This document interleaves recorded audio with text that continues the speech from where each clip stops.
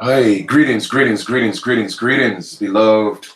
Greetings, family. What's up? What's up? This is Chief Kalinago with another build. Let me make sure that we have audio. Everything is good.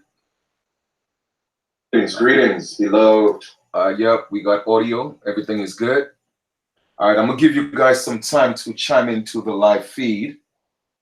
All right, got a couple of things going on here, but we got a great build this evening as usual. Just came from traveling. I went to Indiana, then I went to Illinois. So been doing some traveling. It's a beautiful thing. Putting in that work, putting in that work. So I hope you guys gonna join me in this build, and do me a favor, guys. I would like for you to share that information on your other platforms, whether it may be Facebook, Instagram, IG, yeah, Instagram, and other platforms that you have. All right, because it's so important that this information get out there. Like I told y'all before, 2020 is going to be a critical year, all right, in our story, and it's going to be historical either way. Okay, for those of us who are making, the move and the transition in terms of correcting, the political wrongness that was done to us, and it's going to be, monumental. It's going to be historical. But on the other hand, it's still going to be a situation where people who are still caught up and people who just can't see the light or hear the truth, then they're gonna hurt. They're gonna hurt really bad, and that's all I could say. You feel me? So please share the information, and have a lot to discuss this evening. Have a lot to discuss. All right. Um, I know it was kind of like a last minute, build. So I'm just waiting to see who's in the chat right now, so I could give a couple of shout outs before we even begin. I want to take some time out to give thanks, to Mother God, our spiritual parents, and our ancestors, wherever they were from. Hey, like I tell everybody, man, I'm an Aboriginal of Mother Earth. You feel me? So I could only speak for myself. I'm certainly sure, we have ancestors from all over this planet. But I claim, to be an American Aborigine because my immediate ancestors were American Aboriginals. All right, so I identify as that. But first, I am a man, a man that was made in the likeness and image of the Great Spirit. So therefore, I consider myself to be that first, without all the labels. You feel me? But when we start dealing with political correctness, then or identifying myself, I identify as an American Aboriginal, aka American Indian, and that's for political reasons. All right. Greetings, Prime. Prime's 550, Aboriginal warrior. Greetings, greetings, greetings. I'm excited. I'm excited. And I'm just gonna say this again, and I'm gonna keep saying it, that I'm so looking forward to 2020. I'm not big on politics. Gold Dread Lion, peace. I'm not big on politics when it comes to dealing with, the whole concept of a Democratic Party and a Republican Party. I'm not big on that. A lot of people are looking at Donald Trump as a racist dude. Man, listen. I'm gonna put it this way. Trump is doing what he's supposed to do. Okay, Trump was put there to do what he was supposed to do.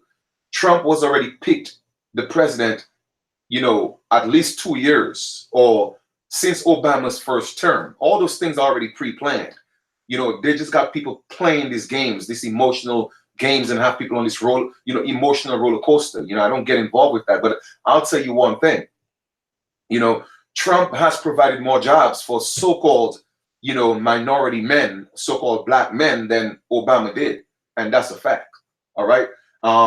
Trump had, and y'all could, fact check that. Trump has pardoned or released at least 3,000 so-called black men out of prison in the short time that he's been there, opposed to Obama's 8 years when he only released, I think, about 1900. Now, I'm not saying Trump is a better man or Obama is the worst man. I'm just saying stop looking at politics from an emotional standpoint. It's all business at the end of the day. That's the point I'm trying to make.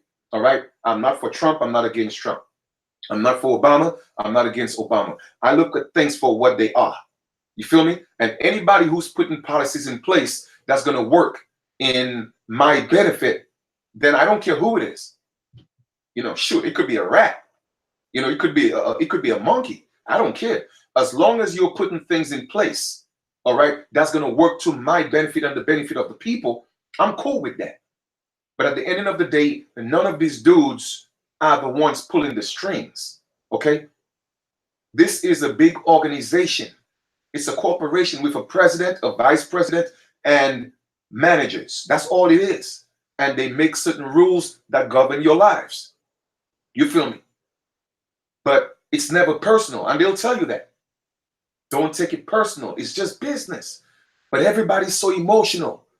They got you out of the frenzy at these polls and making you think that your vote really counts. No, it don't. It really don't count. And I wish people would just see that for what it is. Okay? So at the end of the day, who's ever putting policies in place that's going to make my life easier, man, more power to you. Okay? So I'm not going to get into this whole politics thing and call Trump a racist. Everybody's racist. Okay? Everybody's racist. And like I said before, when you really break down the concept of what racism is, take away all the skin tones. What's racism? It all boils down to the have versus the have-nots. That's what really racism is. But it's been promoted as a color thing when it ain't got nothing to do with that. Okay? So, but if we were to look at it from a complexion perspective, then everybody's racist. Of course, I want my race to be on top. Of course, I want my race to be doing great. You know what I'm saying? Not to say I don't want any other race to be doing great or want them to be doing bad. I'm not saying that, but we are all racist because you rather your race or your people be the ones that's in a better position. You feel me? So, again, man, education is the key, man. That's all it is. All right. Red Wolf, greetings to you as well, Sister Onyx, Stummer Rising, greetings. So I'm gonna get into this bill right here, right? Because once again, 2020 is gonna be a pivotal moment in our story. All right. And if we have to look once again, and I've mentioned that in many videos, I've spoken about it, but the closer we get, I have to keep going over a few things, which I'm gonna drop some more information, of course, because I just don't like repeating things, so it could be too redundant without dropping more information in there. So I do have some updates, thanks to a couple of sisters who sent some information to me, but that was something I was going to build on anyway. So I'm thankful that the spirit is working. Great minds think alike, because I was getting ready to do a video on that, and two sisters sent me information on the same topic. So, when you're in sync, you're in sync. You know what I'm saying? Gods recognize gods. You did? So that's just all it is. Heya Heru, Amon Ray El Bay. Greetings, family, greetings, peace and love to you as well. So we're gonna dive into that a little bit, but I'm talking about 2020. And the reason why, or one of the reasons why 2020 is so important is because supposedly, okay, this 400 years of slavery that they all talking about. Now, it happened based on whose perspective? You feel me? Yes, we have to put this in context. The majority of our people, and I'm talking about all over the Americas, period. Okay, loco, absolutely. Laco or laku. You're absolutely right. Education is the key, and that's what this is all about. Dropping the knowledge, right? So when we look at slavery in context of not what they said it was, what they make it out to be, but what it was, we start opening up our mind and realizing, nah, something just doesn't add up. Okay. So the whole influx of slaves being imported from another continent, that I have debunked thousands of times. We know that was an over exaggerated story. All right. But here's the key. A lot of people are still going around talking about, oh, well, the people that were enslaved, those are not my people. Well, family, those were our people. And I'll tell you exactly what I mean by that, right? Our people were captives. You feel me? Captives in their own land who became enslaved in their own land. Not because they were brought on slave ships from another continent. So slavery did take place, all right? But we became POWs in our own land, all right? And hence, Martin Luther King in his speech. You see, Martin Luther King, many people may have a lot of things to say about him. I'm not going to say anything bad. I'm just going to say what it is, right? At some point, he may have been pushing some agenda, maybe, I don't know, right? But when he finally realized that, man, listen, I'm playing these people's game and they're still hurting my people.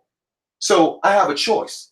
It's either I'm going to finally speak the truth and stand on the truth. And if you're going to take me out, then at least when I meet my ancestors, I'm going to meet them. You know what I'm saying? And they're going to embrace me with open arms. So to me, that's just how I'm looking and assuming that it kind of played out in his mind. So he finally started talking about the Negro being exiled in his own land. You feel me? So that's key. That's key. Let us look at Malcolm X. Malcolm X was pushing the Negro, the black man, etc., even at some point pushing Africa. But when he finally went to Africa and they told him, listen, brother, you're not from here. This is not your land. What he did, he came back and said, what? You are the Aborigines, but you don't like being called the Aborigines. And then what? Boom. They took him out. Senator Scott Bisson, I've done videos on that. I think in Alabama, he blurted out, these Negroes or whatever, they are the Aboriginals. When they asked him, well, where did that come from? He said, oh, well, it was a mistake. It kind of slipped out. No. The ancestors forced you to speak the truth. So the truth is out there for those who are seeking in truth. You feel me? So people who decide to stay in ignorance, they are going to die in ignorance. You feel me? And that's not the worst part. The worst part is dying in stupidity.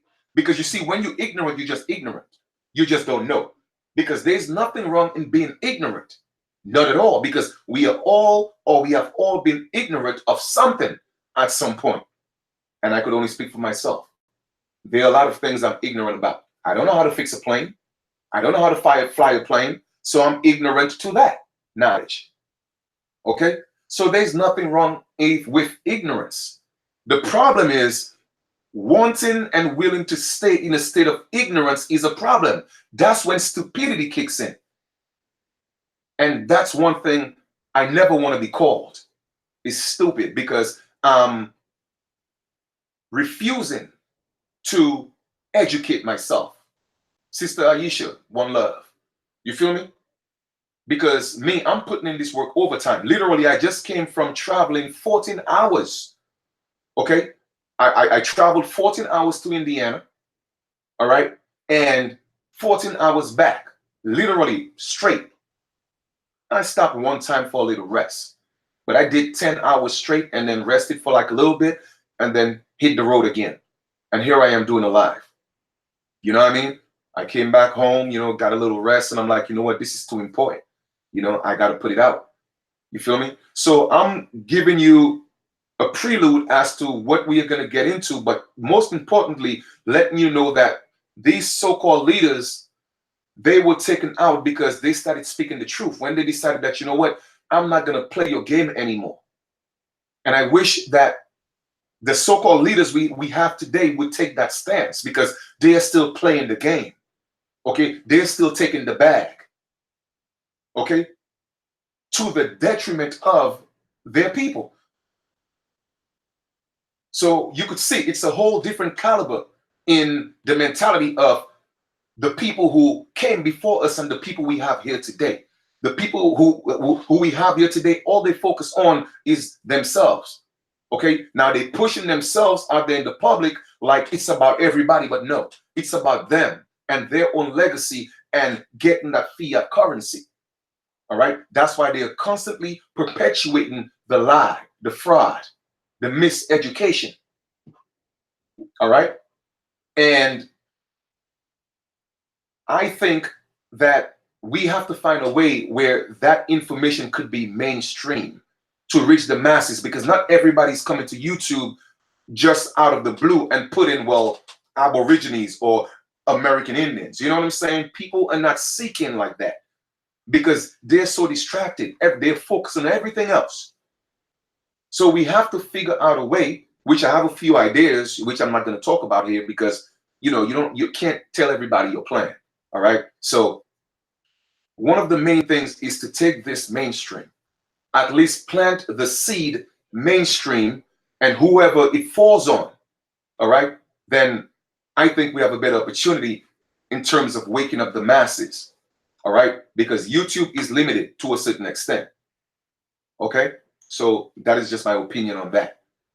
So what we're going to do is we're going to talk a little bit more. We're going to go more in detail, like I said, in terms of why it is so significant that 2020 is going to be such a pivotal point in our story, because they told us about, going back, digressing to, me talking about the whole slavery thing under 400 years and all that.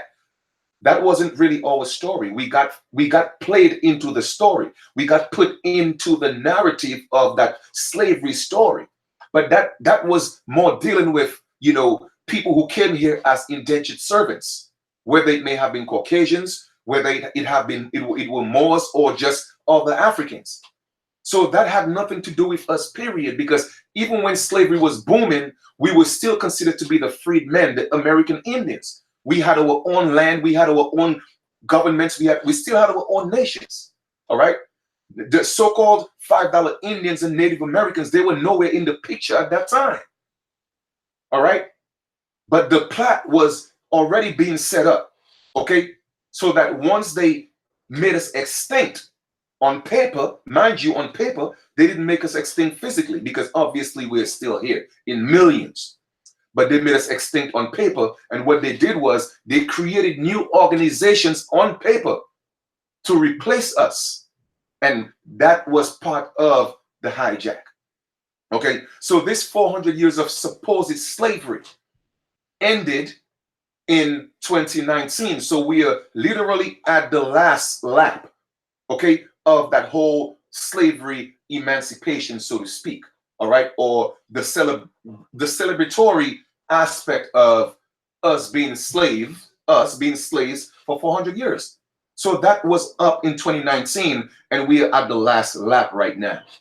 So here it is. 2020 is, now that the contract is up, brothers and sisters, everything is contract. Okay. The term African American is patent, whether you believe it or not. They're not just going to call you something just because they love you. No, that is a patent word. Okay. So if they own the patent, then they own you, because that's what you call yourself. Okay. Black as well. Black is, they own the word black. You see, a lot of people don't realize these things. They own the word black. So when you start calling yourself black, what does that mean? They own you as well. But we're going to get into that a little bit. All right. Hopefully you can get, oh man, listen, I would definitely love to come out, to Texas sometime. I'm going to take that trip, believe that, and I definitely want to go across, California while I'm doing that as well. You know what I mean? I'm American Aboriginal family, aphrodisiac, that's what it is. Peace and love to you as well. All right. So let me just, continue to build on that. So 2020, so the contract is literally up in 2019. All right, that whole slavery contract, it was a contract. So in order to get these so-called free people, because the contract is up, they don't know it's up, but they know that, but the government know it's up. What we're going to do is in 2020, we're going to find a way to get them back into a new contract without them knowing that they're entering into another contract of servitude. Okay, it is being done so subtle. And y'all spend so much time worrying about Donald Trump, and Donald Trump is not the one making laws. Okay, Donald Trump is not the one affecting your life. No, it is your legislative body okay, that's affecting your life. So the legislatures, they come together, okay, they make policies to affect your life. And then you have the judicial body, all right? Well, you have the executive body that's going to enforce it, and then you have the judicial body that's going to uphold it, okay? So Trump is not the one making those decisions. So when people keep talking about Trump and all these different president family, pay attention. This is a game. They are all actors. It's a script. Everybody's playing a role. And our people don't seem to get, not just our people in general. There's a lot of sheep out there. Now, by no means I'm calling you, any of you, a sheep, but I'm just saying, yes, those who know themselves know they're sheeps. They would rather just say, okay, you know, I'd rather deal with the devil I know than the devil I don't know. Instead of learning some new information, they rather stay stupid. And to me, that's crazy, because they're so comfortable. They're afraid to go search for things. They're afraid to seek. They're afraid to pick up a book and read. You know, granted, everybody can't read, but family, there's a lot of videos that people could look at. But they're so distracted. They don't know that anything is wrong. You feel me? So a lot of work got to be done. Greetings, the boy. All right. So 2020 is coming up, and a whole new contract is literally unfolding right between our eyes. So we already spoke about the real ID. That's another contract. All right. And I've already explained that, right? How is that we already had driver's licenses, and now you're going to tell us, well, that's not good. Let me give you a real ID. So what are you telling me? What we have always had was what? A fake ID? Like, my people, think. So if you're giving me a real ID now, so that you're telling me that what you gave me before was a fake. That's fraud. That's fraud. It's fraudulent. But people don't question things because they just, okay, you know what? That's what they say. That's what it is. But family, 2020 is going to change your life so drastically. Man, you have no idea. And I've been warning y'all for a very, very long time. I've been warning y'all. And everything I'm saying is coming to pass. All right? So with that being said, let's get into this. Remember I told y'all that Barack Obama had said that black has no standing in law? Well, I was doing a little more research on that to see if I could find the actual audio on that. I couldn't find the audio. So it's still an excerpt, which I will go over, but I got a little audio from the Tom Joyner show when they asked him a question about black people, and he literally evaded the whole question in relation to so-called black people and just start saying people in general. You have to pick the politician's game. All right? You have to keep, but the reason why he's not going to answer that, because any other politician, okay, who identified himself as black would have answered the question directly, okay, in relation to dealing with black people. So that's the first thing I'm going to share, and let's take a listen. All right? We have to learn to discern, family. We have to learn to do that. Okay? Give me a moment to share my screen. While we're doing that, any one of you who would like to support the super chat, please, by all means, do that. Aphrodisiac, my email is always in the link of the videos. Family, send me an email. Let's link, let's build, because this is what it's about. You feel me? So let's make it happen. All right. Where am I here? So I'm going to play this audio for you guys real quick. Okay? Please listen. That's on the Tom Joyner show. That was a few years ago when Obama, I think, was in office. If they hadn't had such a bad convention.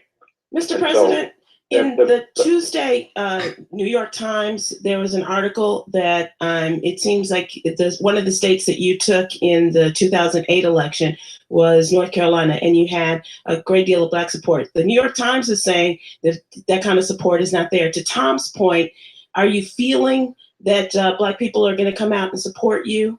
Listen, we are doing registration and voting and early voting in a lot of states. And our numbers are actually higher than they were in 2008. And so which reminds me, I want to make sure that people understand that early voting is going on right now in Ohio and Iowa. Mm-hmm. Early voting is going to start taking place on the 10th in Florida.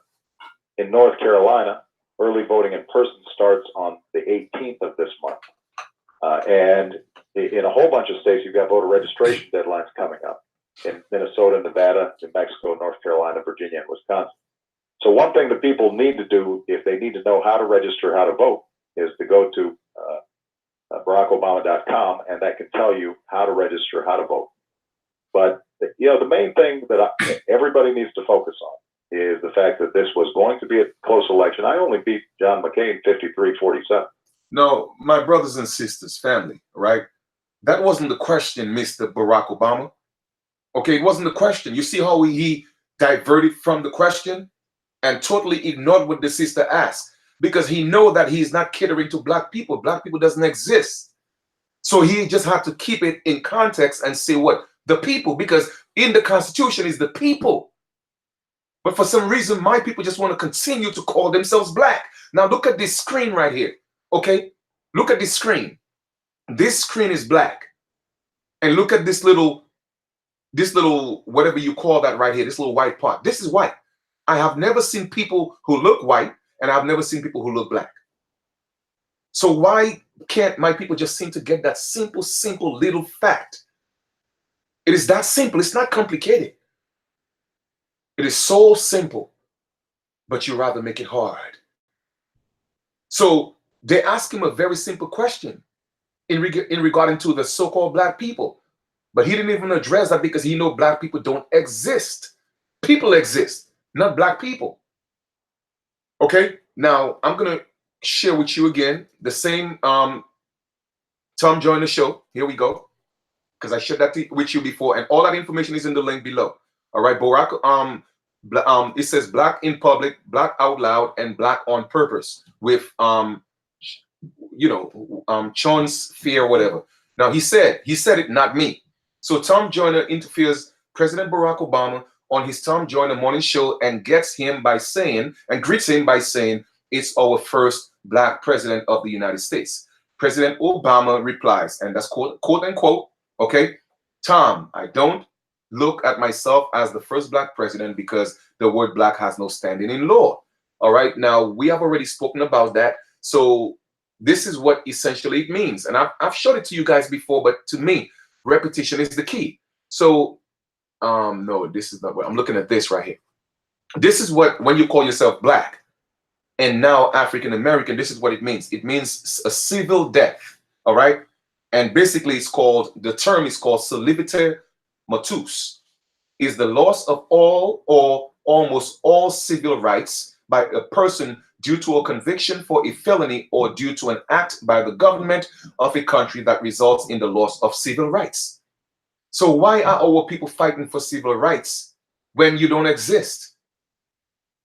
Brothers and sisters, you are dead in law. You don't exist. Okay? You don't exist. And I've showed you this before, but all this is leading up to what we're going to, the main focus of this build this evening is the new contract.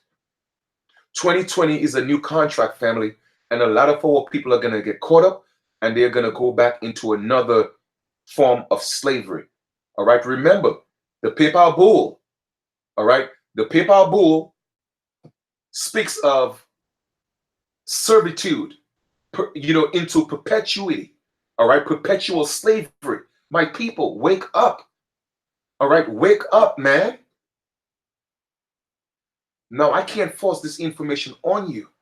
All I could do is just give you the information, family. You do what you got to do with it. All right. I'm just playing my part to share the information and give you the knowledge. At the end of the day, you do what you feel you need to do, because, like I said, there are going to be a lot of people that's going to be hurting from the decisions that they make in 2020 and moving forward. All right. Now, I went over that. Let us go into let's go to CNN. We're going to start with one of the major news networks, and we're going to do a little bit of reading here because this is very, very, very important that our people get this. Okay. Now it says, what's in a name? And all that information is in the link below, my brothers and sisters. What's in a name? Mixed, biracial, black. All right. As you could see a picture of Carmelo Anthony. And Carmelo, that's a photo of mixed, biracial, and they have the question mark black. Famous names on their identity. Famous names on their identity. The New York Knicks, Carmelo Anthony, is the child of an African American mother and was named after his Puerto Rican father. Now, you see how the miseducation is paramount in the midst of our people. Because first off, they call his mother an African American woman. So therefore she is dead in law. She don't exist. That's number one. That's not a nationality. That's not an identity. You cannot go on any map and find African American. So that is equivalent to what? Civilite matus. No rights. You have no rights. You don't exist. Okay? You only exist in water. And that's why they deal and treat everybody from what? Admiralty law, because you're lost at sea. You don't know how to navigate your ship. Okay? So, and his Puerto Rican father. Well, his father was what? Taino. So the man is what? An American Aboriginal. But even he himself is confused. Because he calls himself biracial. You see all these terms they're using to create separation. Okay? Separation. So it says, I'm still trying to get that message out. Now, that's what Anthony is saying. That is what Carmelo is saying. Those are his words, quote and unquote. Because he's still trying to find a way to fit in. I am still trying to get that message out there to let them know that I am one of them and part of that community too. He told ESPN Deportes about his Latino roots or his Latin roots. So it's the whole divide and conquer, family. Divide and conquer. Now we're going to read some more. Let us read, because this gets very interesting. And I'm reading from here, okay? Just so you know, I'm going to highlight this blue section, and I'm going to read from here, and I'm going to continue to proceed from there. When the census listed Negro as a race option in 2010, okay, that was only instituted as a race option in 2010. It doesn't mean that the word didn't exist before that, all right? But it wasn't official, okay? It wasn't on the census, so to speak, all right? So when the census listed Negro as a race option in 2010, a controversy erupted. My students at the University of Michigan were eager to denounce the term used Negro. It has to go. To their ears, Negro was derogatory, too close in tone to the other, more infamous, the N-word. I played devil's advocate to test their thinking, but some Black elders still think identity as Negroes is preferable to its predecessor, colored. So once again, we are going through a transition of history, or in his story rather, where our people, they have been playing this identification game with our people. And may I reiterate, like I have done in many videos before, why is that every other culture, they have always been who they were or who they are? Italians have always been Italians, okay? The Irish have always been Irish. Even Africans are what people claim to be, which they are not. They have always been, well, they haven't always been Africans, but Africa has been, the whole landmass has been called so many different things. But let us speak of the individual countries, just to put things in its proper context. A Nigerian has always been a Nigerian. A Ghanaian has always been a Ghanaian, all right? Senegalese has always been a Senegalian, or whatever, you know, or I think it's Senegalese. I think that's what they're called, if I'm not mistaken. An Ethiopian has always been an Ethiopian. The point I'm trying to make is this. Why are we the only ones on the planet whose identity has changed at least 7 times? Brothers and sisters, man, I mean, it doesn't take a mathematician to figure this out, that something is being hidden from us. Okay? So, but some black elders, again, here's that word black, and I just showed you the color of black. So obviously we know we're not black. But anyway, let us read. It says, some black elders still identify as Negroes. It's preferable to its predecessor, colored. Okay? Now, when we start dealing with colored and all those different titles, now we start talking about Walter Ashby Plecker, who played a vital role in eugenics in Virginia. All right. So for those of you who haven't heard about him, I've spoken about him many times, and I'm certainly sure there are other people who have spoken about him as well. It's Walter A. Plecker. All right. Go do some research on him and the role that he played in eugenics. Now it says, don't some of you belong to the National Council of Negro Women chapter? I could not shake their thought. And that's Professor Martha Jones that's asking those questions. And that's her picture on the left. I was confronting a generational divide. For my grandmother, Negro was the term of respect. Oh no, that's the elder talking. That's the elder talking, but I think Martha Jones is the one who wrote the story. So my bad on that, okay? To my students, it was an epithet. Negro on form draws eerie of prospective juror in New York. It's no surprise that you feel unsettled when a new language of identity takes over the old. Now, why does a new language of identity have to take over the old? Why can't we just be who we were? Which is the American Aboriginals coined American Indians. But because they know that if we know that we are the American Indians, then we have the highest authority on the land. Brothers and sisters, man, come on. Once again, it is not rocket science. All I'm asking you to do is take away all your emotions away from this, okay? The emotional ties from being dead in law, being black, what they taught you to be so proud, okay? And people could talk, oh, well, the essence is black and the universe is black. No, the universe is not black. The universe is dark, not black. There's two different things.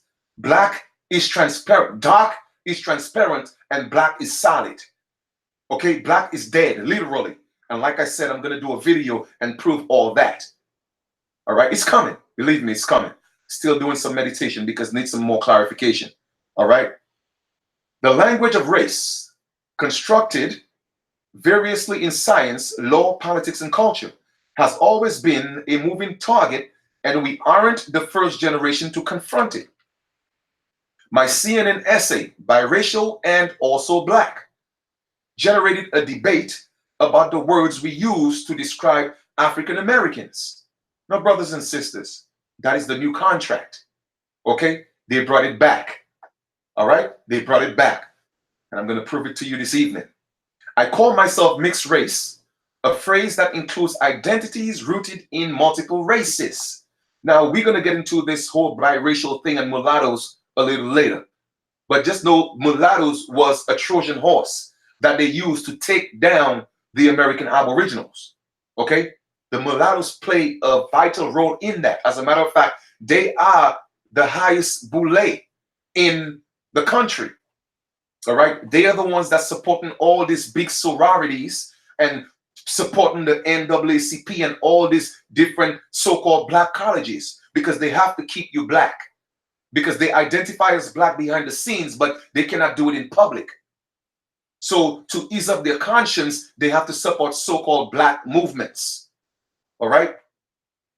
But they have generational wealth. I'm talking about billionaires. Like I've told y'all before, that even Oprah cannot be a part of because Oprah is new money. Okay? So that whole mulatto thing, man, that was a Trojan horse as well. You have to, and I'm asking you once again, take your emotions out of facts and see it for what it is. Okay? This plan was put into motion thousands of years ago to take down the American empire, brothers and sisters. Okay? This thing just didn't happen overnight or coincidentally. No, it was planned, strategized. This is how significant we are as a people. Another term, biracial, some readers pointed out, assumes one identity born out of two. It is perhaps too narrow for a discussion about identity in the 21st century. Some readers also rejected the phrase African American, deeming it awkward and inaccurate. Renee wrote, "We are not from Africa." And I agree. I was born here in the US. I don't know anyone there. Can't even say my ancestors are from there. So, brothers and sisters, there are people who know that we are not Africans. Okay? I'm just saying. Those who defended the use of African American noted it was rooted in history, culture, and personal choice. Others offered up alternatives like person of color, open, in parentheses, black, half freaking American, and mutt. Some just preferred using a simple description, human. But even that in itself, human really means a monster. Okay? Now, there's a difference between human, which is H-U-E hyphen M-A-N, and human is two different things. Okay? Just so y'all know. Words seem to fail us. Absolutely. Words seem to fail us because that's what they're using to cast the spells. Words are spells. You feel me? Words seem to fail us, even as they are all we have. The debate from my essay illustrates how difficult it can be when we rely on linguistic conversations to express the complexity of human identities. Even so, there are words that have fallen out of favor. No reader seriously proposed that I use a term like mulatto or quadroon instead of mixed race. In the 19th century, or in the 19th and the early 20th centuries, these terms were widely used. Many of my paternal forebearers were marked as M or Mu for mulatto in the census records. Okay? So once again, MU means mulatto. It doesn't mean more or mer. Okay? Y'all got to stop taking every word to mean to inject more into it. Okay? And I'm not going to stand for that either. Did they identify with this label? I cannot say for sure, but I do know that it was imposed upon them. Until 1960, census enumerators chose the race. Someone had sized up my ancestors and decided they were mixed. Among Black Americans, ideas about the language of self-identification have changed over time. In the early 19th century, Black leaders also debated what names to give their religious and political organizations. In the end, they split. Churches adopted the term African, of course, because as in African Methodist Episcopal Church, political organizations opted for colored as the Colored National Convention of 1848. And while we often refer to it as the NAACP, the nation's oldest civil rights organization, has kept the word colored in its name long after it has left common parlance. By the early 20th century, the term Negro gained traction. The National Negro Business League was founded in 1900s and in 1914. Marcus Garvey founded the United Negro Improvement Association. All those things, literally, family, the basic foundation of all these movements was what? The colonization society. They all funded those organizations. Why? To take the American Aboriginal out of his birthright, which is this land. Okay? Sometimes shifts in language happen before our eyes. I can recall when the Journal of Negro History became the Journal of African American History. So you see, once again, the games they keep playing with our identity, but yet still every other ethnic group has always been who they were and who they are. And for some reason, The majority, the masses of our people just can't seem to get this basic fundamental of what's happening to us. And it's a reason why. Once again, if you know that you are the American Indian, then they have no authority over you.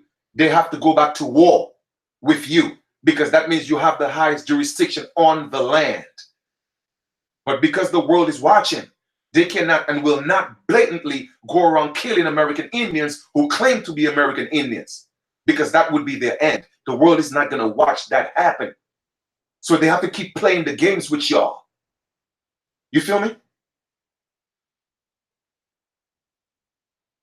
I finally told my students a story, hoping they might see the generational dynamics that drive the language of race. One afternoon, my paternal grandmother, Susie Jones, escorted nursery school children to a hospital clinic in her hometown of Greensboro, North Carolina.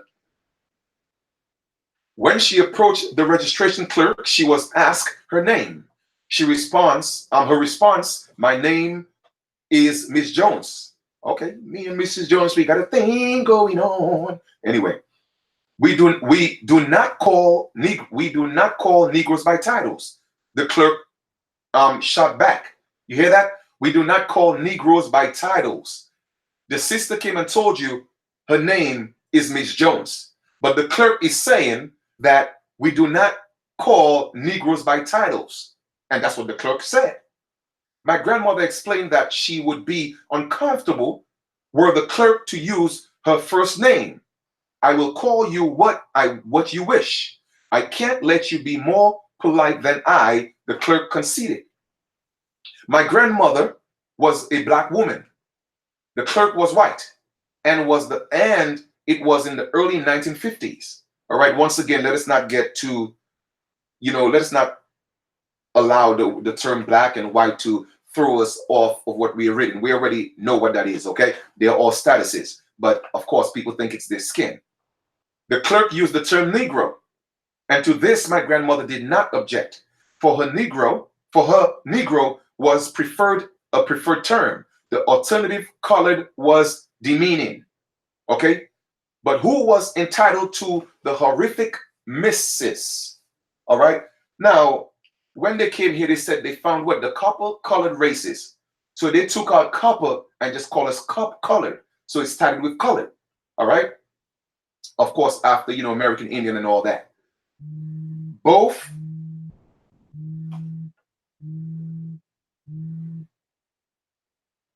Both my grandmother and the clerk knew that to address a black woman by her first name was part of a racial etiquette reserved for white women with the status that Miss conveyed.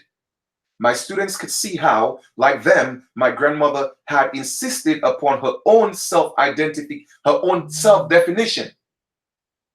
Okay? Even when others tried to apply different labels.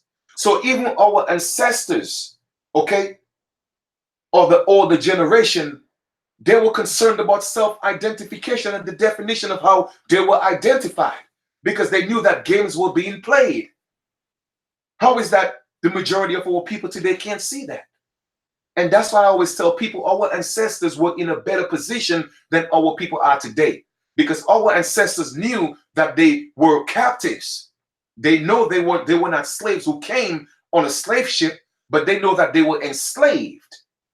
At least they knew that. But these slaves nowadays, they don't know they're enslaved. They don't know they're enslaved. 98% or 99% of them are actually slaves, but they don't know it. And like I said, facts over feelings. Who the cap fit, let them wear it. I'm only here to tell the truth. Okay? The lesson they took away was how, when we listen to others, we may learn how they prefer to be addressed, spoken of, and categorized. And that understanding is one step towards human dignity. How do you self-identify has changed over your life? Share your experience in the comments. Okay? Brothers and sisters, self-identification is key moving forward. That has always been our challenge. Okay? Before I share the next screen, I'm gonna come back to you guys here for a second. All right? Let me just come back here for a second. Make sure everybody's with me. All right. Hey, how we doing? How we doing? How we doing, brothers and sisters? How we doing? How we doing? How we doing? Hope everybody's good. Are we good?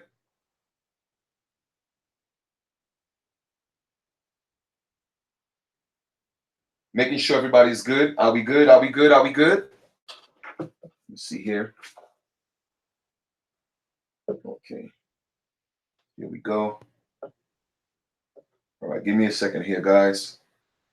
Give me a second here.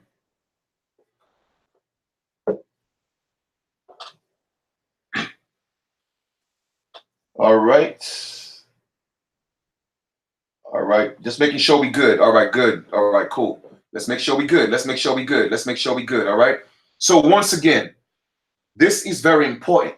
All right. It's very important moving forward. This is going to be, again, one of the most monumental moments in our story, because we have every right to self-identify. Every right. And that's what they're afraid of. So they have to keep forcing those identities on us. You feel me?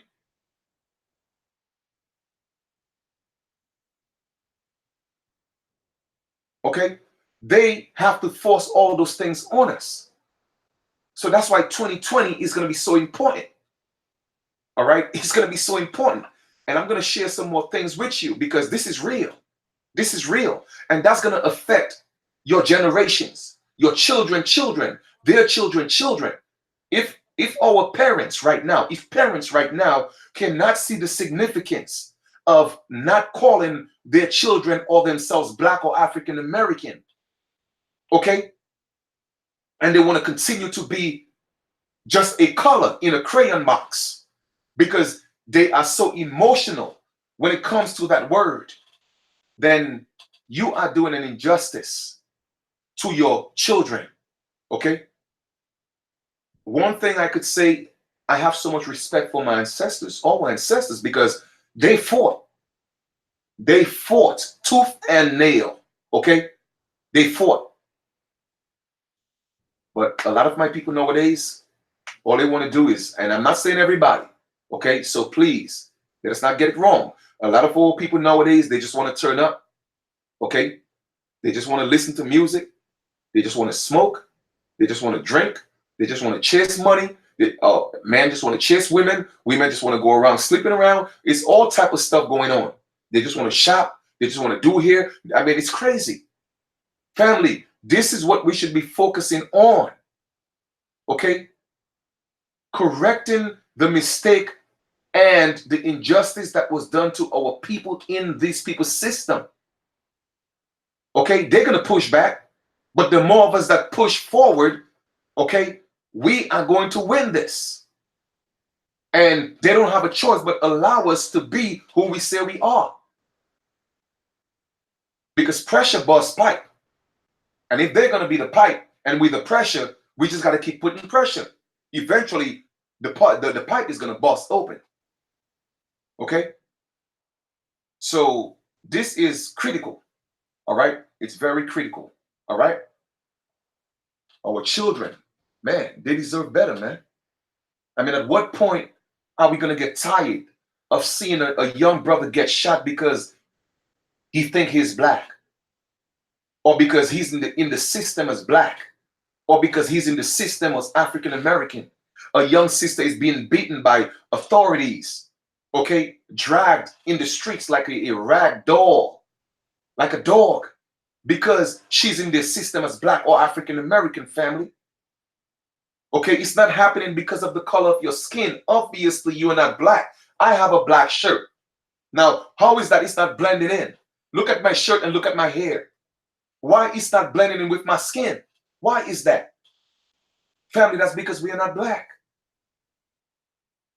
But when you say that you are Black in the system, salivite matus, you have no rights, family.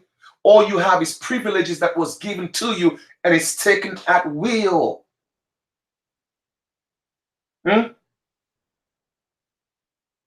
Family, we got to step up. We got to do better than this, man. Our children are hurting. our children are going to jail because they are property. No. Okay? It is not because they're committing crimes. Those are not crimes. Yes, some people do commit crimes. But unless you have harmed someone or damaged somebody's property, you haven't committed any crimes. Policies and codes, those are not laws. They are just policies and codes. No, I'm not promoting for people to go out there and be lawless. No, I would never promote that. Never. But we have to learn how to be men and women and respect each other. Do unto others as you would have them do unto you. So therefore, that would eradicate the policies that they put in place because everybody know how to act. It's because people don't know how to act. Those policies got to put in place. And when you go look at the etymology of policy, it is the same etymology with police. So I tell people every time, I ain't got no beef with no police. The police is needed because some people just don't know how to act. You feel me? I want to make sure when I walk down the street that I feel safe because there are people out there that's wilding out, man. But on the same token, I don't want the police violating my right. You feel me? Don't violate my right because I'm not breaking any law. I haven't harmed anyone. I haven't damaged anybody's property. I'm on my land and I have every single right to be free on my land. Period. And that's just the stance that I'm taking. But yes, we need the police for some people who don't know how to act. It would be better if we police our own communities. I would rather that and deal with them in our own way.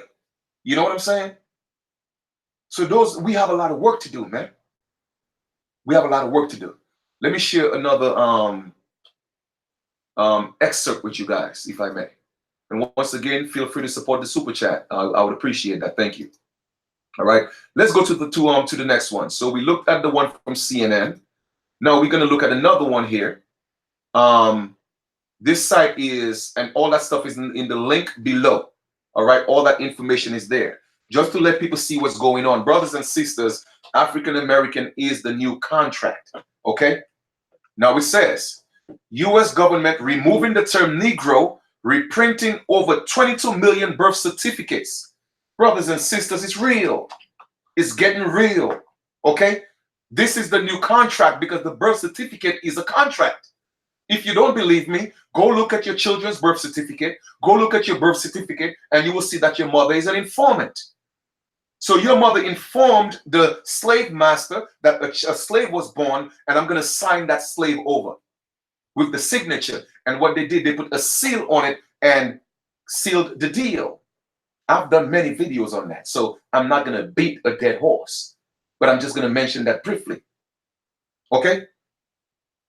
So Congress is fixing to take away Negro from birth certificates and replace it. All right? U.S. government removing the term Negro, reprinting over 22 million birth certificates. So that's 22 million new slave contracts. Y'all think it's a game, huh? Y'all think it's a game. Y'all gonna learn the hard way. Y'all gonna learn. For y'all who want to go around keep playing game and continue to just chase celebrities and, you know, you are there just flossing and smoking every day, you're gonna learn. Drinking every day, you're gonna learn. All right? Watch. I've been telling you guys this for a very long time. And it's all coming to your reality. It's manifesting. Okay, let's read. News 8. From the early 1900s to the early 1980s, the birth certificate of an African American child was labeled with the term Negro. Okay, before that, we know it was black, we know it was colored, it was all that. And before that, it was American Indian. All right, like I said before, they doing everything to prevent us from identifying as who we are. We are the American Indians. All the treaties were written with the American Indians. All the land is in trust for American Indians. But y'all want to be black. Y'all want to be African American. Okay? While these $5 Indians usurping and taking everything that belonged to us. All right. Let me continue. As early as the 1700s, a child with at least 1/4 Negro blood mixed was labeled a mulatto. That term carried on through the 1940s. Currently, there are over 22 million birth certificates in the United States still labeled Negro, a term that was taken out the pits of slavery. All right. And that's very interesting here because that is not true. The term Negro wasn't taken from the pits of slavery. It was taken from the pits of contracted servants, which is servitude. The majority of them didn't come here as slaves. They came here on their own free will, and they came as servants. However, when their 7-year contract was up, the people who gave them the contracts reneged and enslaved them and didn't send them back from whence they came. All right? You did. All right. You see, I like clarity, and I like to explain things so that a child could comprehend what I'm talking about. All right? Let us forget, once again, facts over feelings. Take your feelings out of this. If you want to be black, fine. Go ahead and be black. If you want to be African American, fine. Be that. But like I said, you're going to learn the hard way. That's all I'm just going to say. All right? On Monday, the Supreme Court, and that's on Monday. Let me see when this article came out. What date was that? I'm trying to see. Give me a second here, guys. I'm trying to see what date was that. And well, it was 2019, but it says on Monday. It doesn't show when that article was printed, but it had to have been. It had to have been recent, okay? Because this is something that's literally they are trying to pass through legislation right now. All right. So it says on Monday, the Supreme Court signed an amendment to the U.S. National Center for Health Statistic laws to make it mandatory, okay, mandatory for them to change every birth certificate on record that labels an African American citizen as Negro or mulatto. All right, brothers and sisters, let us go look at this word mandatory because y'all think it's a game. All right, mandatory. Let's go look at that. I know what it means, but I like people to see because a lot of my brothers and sisters cannot read, and there's nothing wrong with that. So they send me emails and they say, you know what, Chief, we thank you for taking the time to read and looking up definition of words. So I'm doing that for my people, and I'm not making fun of them, okay? Because a lot of them didn't have the opportunity to read. So I like to break things down so that a child could get it. That's just me, all right? So we're going to look at the definition of mandatory. Like I said, I know the meaning, okay? But let's just, for study purposes, let us go look at mandatory and see what it means. Mandatory. Required by law or rules. Compulsory, okay? Synonyms are what? Obligatory, compulsory, binding, required. Variant of spelling mandatory. Well, we're not going to deal with that, but required by law. All right. So literally, this is something that's compulsory. All right. It has to be done. Okay. So here we go. Now, somebody says what? We are from NGR. I don't know what NGR is, but whatever it is, I'm not from there. All right. So on Monday, the Supreme Court signed an amendment to the U.S. National Center of Health Statistics laws to make it mandatory. In other words, compulsory. All right. You don't have a choice for them to change. So they're telling the National Center of Health, you don't have a choice. This is what you're going to do because we said so. To change every birth certificate on record that labels an African American citizen as a Negro or mulatto. Now, that's key because, like I said, mulatto played a very significant role in what's happening to our people today as American Indians. Okay? It played a major role because they were the ones that was put in place to hijack the system, to oppress the so-called black man and black woman, which was whether some of them came from Africa or the ones that were already here. Okay, the mulattoes were put in place to change things, to hold all these positions because they had the complexion, so to speak, that was better than everybody else. All right. Now, I'm not here to say we should hate mulattoes. All right. I don't want anything I say to be misconstrued, because a lot of our people are mulattoes. All right. But I have to put the history in context, the story in context, in its proper context. Okay. Mulattoes were used as a tool, and it's still being used as a tool today. Okay. Now, I'm reading here where I just highlighted. I'm going to continue to read from there. According to analysis, however, this is putting a huge dent in the national deficit. Considering the labor, printing, postage, and servicing, this is going to run the taxpayer nearly $100 million. Well, golly, the money ain't got no value anyway, so who cares? You see how they always like to play these games? Oh, well, we're going to spend $100 million to do you guys a favor. We're not going to call you Negroes or mulatto anymore. We're going to change it. Well, let's see what we're going to change it to, shall we? But from the view of this African-American man, Clifford Reynolds, this move was long overdue. I was born in 1968 and my birth certificate say Negro. I am not a damn Negro. That's Brother Clifford saying that. Brother Clifford, huh? Hey, Clifford, I am not a damn Negro. I'm a black man. So Brother Clifford is saying he's not a Negro, he's a black man, which is even worse than saying you're a Negro. Ain't that a blend? You see how lost our people are? Brothers and sisters, do you see how lost the majority of our people are? Well, let me kind of rephrase that. Misguided, so to speak. Lost is a strong word. But do you see how misguided and miseducated our people are? I don't want you calling me black or Negro, period. Okay? But he said, no, I'm not a damn Negro. I'm a black man. Wow. So I'm dead in law. Okay, Mr. Clifford Reynolds. I got the right not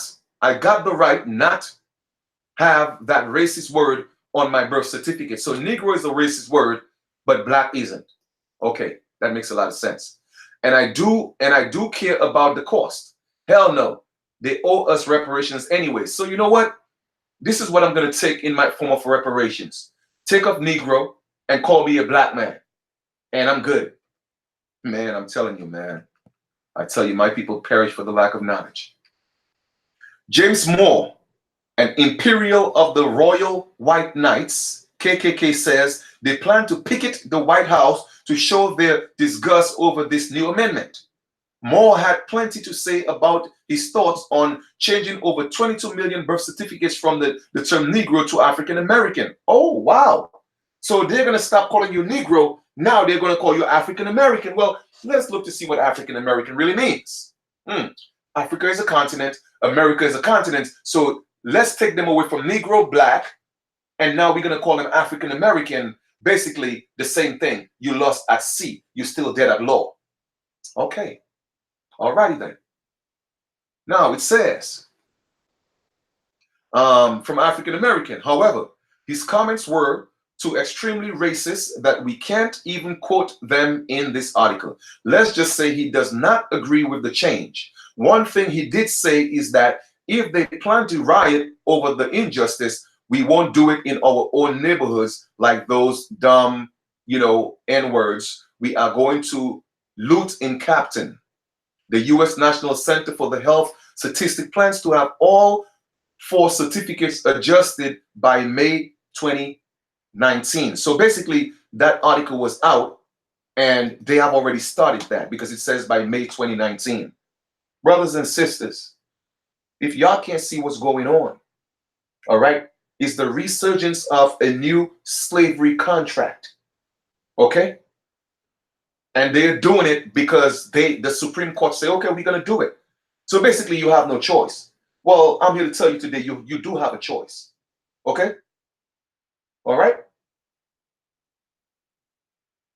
Yeah, I'm not sure why they keep swiping the message in the chat room. I have no idea. I'm not the one doing it, family. So, I have no idea what's going on. Okay? Honestly. So that's what's going on. So they're going to change it from Negro to African American. Well, we're not done just yet. Let's go to the next one. All right. Negro not allowed on federal farms, White House to decide. Okay. Now, all that information is in the link below. Let us read. All right.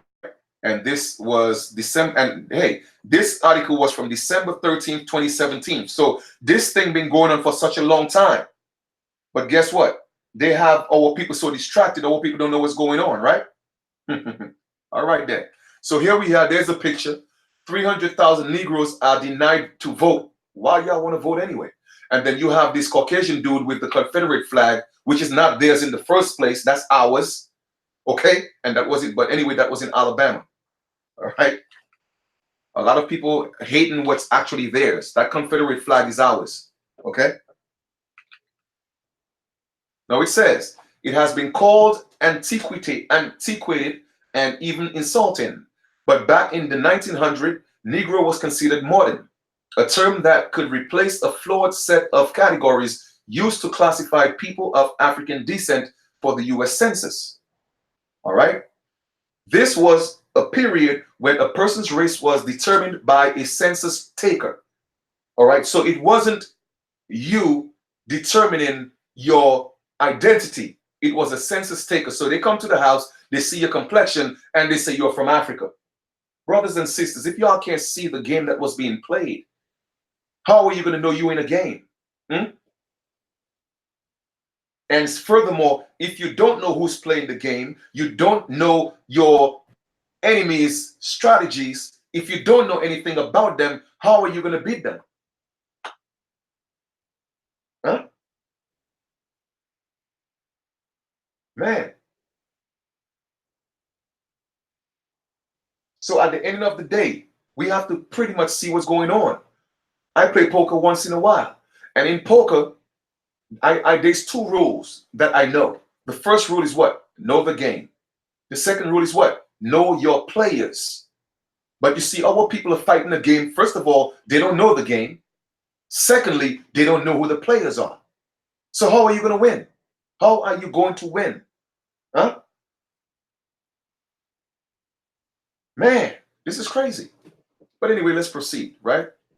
This was a period when a person's race was determined by a census taker who reported the information back to the federal government based on observations. You hear that? Based on observations, family. So a lot of when the censuses were taken, a lot of our ancestors told them, hey, I'm American Indian. But they went back to the federal government and put black.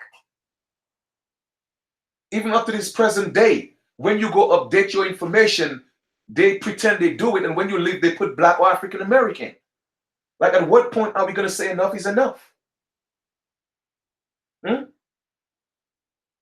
Man, this is crazy. All right, you hear that? They go to the federal, they do it based on observations. Okay? Be particularly careful to distinguish between blacks, mulattoes, quadroons, and octoroons. Man, I don't even know what the hell octoroons were. Shoot. Census takers were instructed for the 1890 census. They were instructed. Okay? They came with instructions, brothers and sisters. This is amazing. Okay? It's amazing. The word black should be used to describe those persons who have 3/4 or more black blood. What is black blood? I thought blood was red. Once again, you see how I could debunk this whole black BS? Black blood. What is black blood? Blood is red. As far as I could see. Okay, the hemoglobin gives it this color red. Mulatto, those persons who have from 3/8 to 5/8 black blood. Quadroon, those persons who have 1/4 black blood, and octoroon, those persons who have 1/8 or any trace of black blood. Man, this is crazy. Wow. This is crazy. Anyway, but later in a report on the 1890 census results, the government concluded these figures are of little value. Quadroon and octoroon have never been used again for the census. Mulatto, first used in 1850, made return appearances in 1910 and 1920. Okay? It says the 1900 census took a different approach to counting people of African descent. For the first time, Negro was added to the instructions, and the census takers were trained to write what? B on their worksheets to report a person as Black, Negro, or Negro descent who fit that definition was up for the census takers' interpretation, brothers and sisters. Okay? You were programmed to call yourself Black. It was a program. Okay? They were trained. Why can't you see that you're fighting a war that you don't know you are at war? Huh?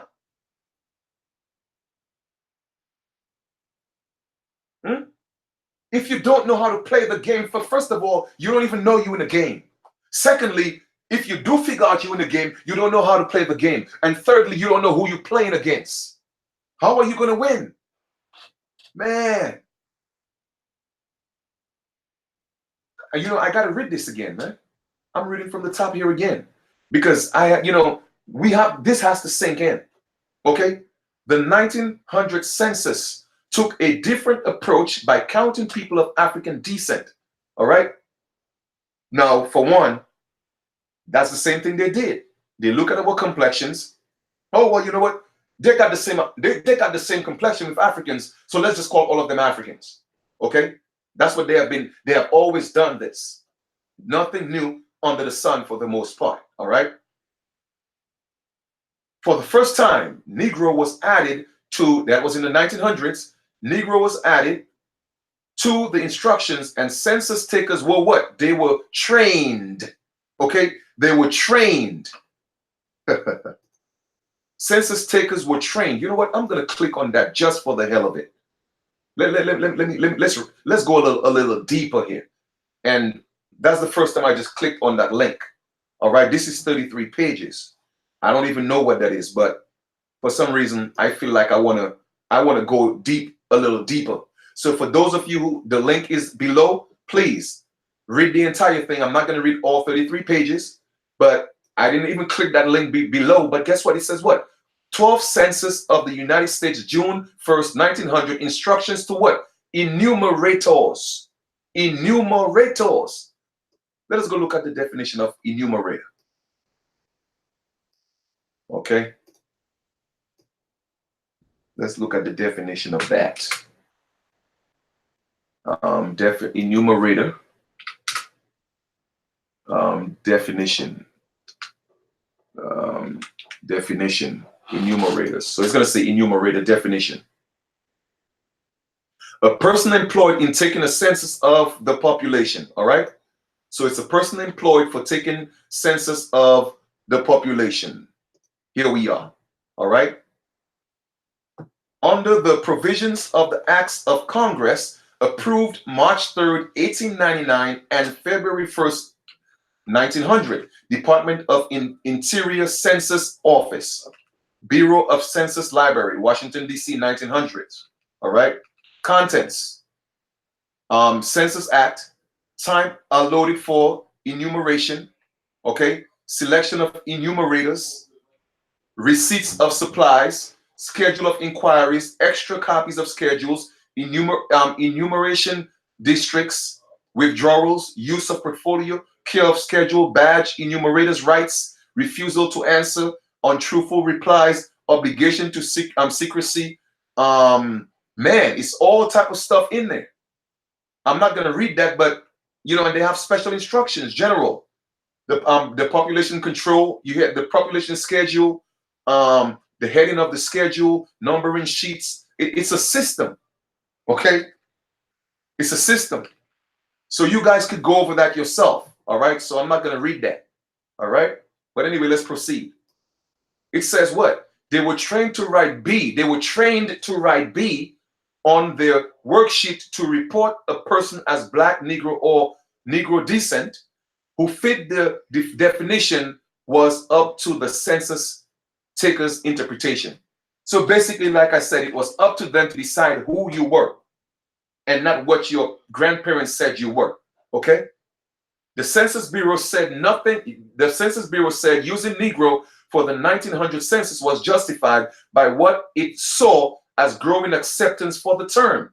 You see, They put something out there, and all people like sheep. Okay, great, perfect. I'm a Negro now. So it's the general acceptance. So now it's been put into the census. As it explained in the 1904 report called Negroes in the United States.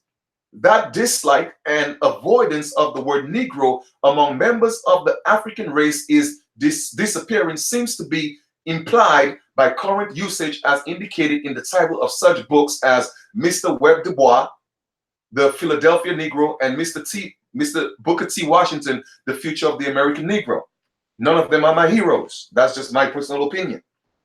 More than a century later, though the Census Bureau made an about face, it announced in 2013 that it would drop the word from the census and other surveys. The U.S. Army made a similar decision in 2014 for an official document detailing its equal opportunity policy. In 2016, President Obama signed a law to modernize a couple of 1970s era law by replacing Negro with what? African American. You see what your so-called beloved my President Barack Obama did to you? But that's your president, huh? I tell you, man, my people, man, listen, it's because I love y'all so much. I'm not gonna speak ill of you, of my people. Because I love y'all too much. Because y'all fall for it every time. Okay? They put somebody like you in position and you think they're your best friend. I'm going to read that again. President Barack Obama signed a law. Okay? He signed a law to modernize a couple of 1970s era laws. All right? By what? Replacing Negro with African American. So that was already in the book since Obama came. So don't think it's Trump doing it to y'all. Okay? Get off Trump back, man. Trump ain't doing nothing to you that Obama ain't done and worse. Okay? You feel me? So at the ending of the day, okay? Hold on for a second.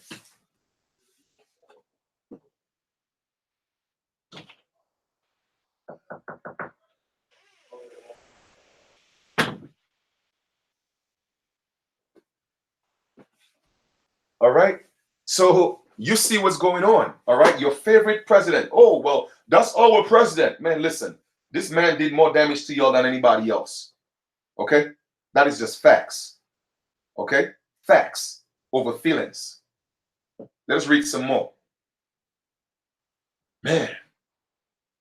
It also and the law did what? It also switched out Oriental for Asian American. Okay? So Asian American. These moves allowed the government and its institutions to catch up with the generational shift within the Black community. All right, it's a generational shift because every generation they have to call you something different because they don't want you to know that you're the American Indian. Okay?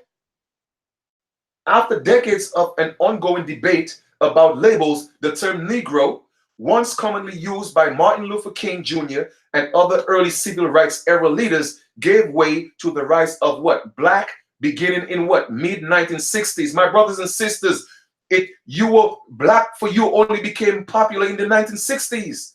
So why are y'all so adamant about calling yourself a color that's dead in law? An African American in the 1980s. 1988, Jesse Jackson. Man. Negro, however, is not forbidden on federal forms today. In fact, the term is an option that can be used if desired to describe the Black category when collecting information about race according to a policy derived or directive from the White House over management and budget. This agency sets the standards for race and ethnicity data for the federal government, data that is used to draw legislative districts, enforce civil rights laws, and measure health effects. You see what I'm saying? So our people always selling out to get these little privileges. Oh, you know what? I could get this.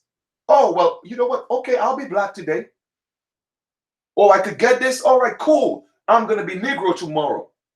Or you trying to tell me if I am African American, I could get more of this? Oh, wow. You know, guess what? Today I want to be African American. So maybe in 2030, they might just keep it gangster and say, you know what? In 2030, let's just keep it real. Let's go back to slaves. Because y'all, for some reason, the masses ain't seeing what's going on.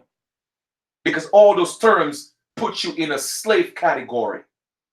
Still slaves. I am here to free your mind. For those of you who want to free your mind, free your soul, free your spirit.